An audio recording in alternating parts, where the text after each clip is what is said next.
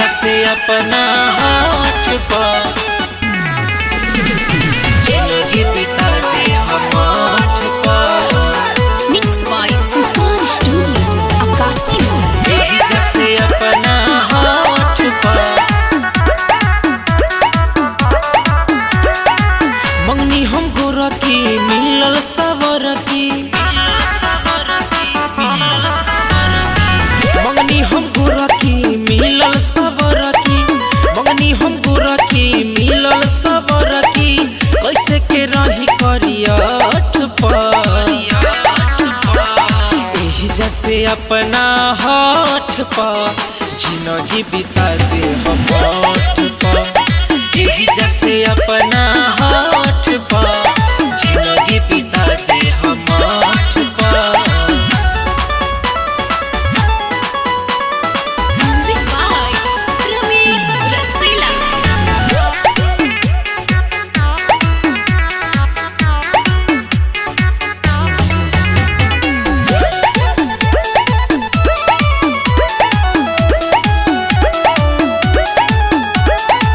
माई बाबूजी के मिलल दहेज हो, हमरा के भैया काटे धाबे से जो हो। माई बाबूजी के मिलल दहेज हो, हमरा के भैया काटे धाबे से जो हो। हमरो सपना पर फिर गइल पानी, लुल गइल जिंदगी हो लांगर जवानी। भइल बिया हमर लाठ पर एही जैसे अपना हाथ पर जिंदगी बिता दे हम आठ पर।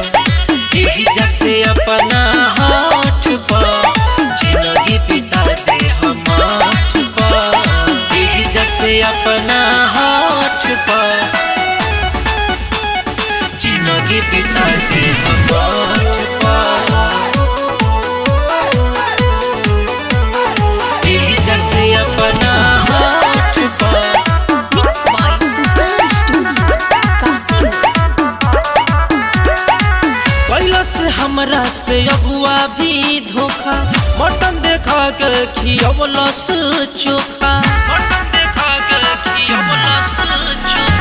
कैलस हमरा से अगुआ भी धोखा, मटन देखा के खियवलस चोखा।